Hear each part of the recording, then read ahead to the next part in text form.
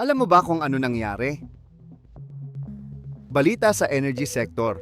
Iniimbestigahan ngayon ng Ombudsman sina Senator Loren Legarda at Repisar Leandro Leviste dahil sa hindi natapos na solar projects. Sinasabing nagresulta ito sa bilyon-bilyong pisong utang sa gobyerno. Ang mga ganitong kaso ay mahalaga dahil nakakaapekto ito sa ating energy supply at ekonomiya. Update sa sahod ng mga manggagawa sa NCR.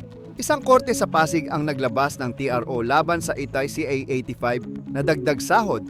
Pero nilinaw ng DOLE na hindi pwedeng bawiin ang mga naibigay ng sweldo bago pa man lumabas ang order.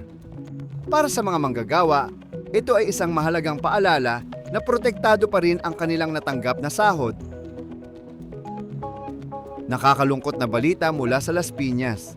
Isang 31 anyos na estudyante ang nasawi matapos saksakin ng kaklase sa loob ng kanilang paaralan. Patuloy na iniimbestigahan ng mga awtoridad ang insidente para masiguro ang kaligtasan ng mga estudyante sa mga paaralan. May bagong development sa NBI investigation. Ipinapatawag ng NBI sina Represor Leandro Leviste at dating kongresista Jing Paras para magbigay linaw tungkol sa umano'y plano laban kay Executive Secretary Ralph Recto. Ang investigasyon ay bahagi ng mas malawak na usapin na may kinalaman sa human trafficking. Heads up sa mga PUV operators. Inaasahan ng LTFRB na aabot sa 4 billion hanggang 5 billion kada buwan ang gastos ng gobyerno kung palalawakin ang fuel subsidy program.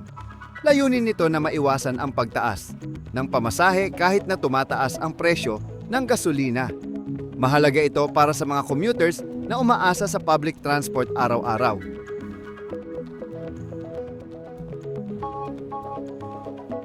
That's it for today's episode ng Ano na naman nangyari.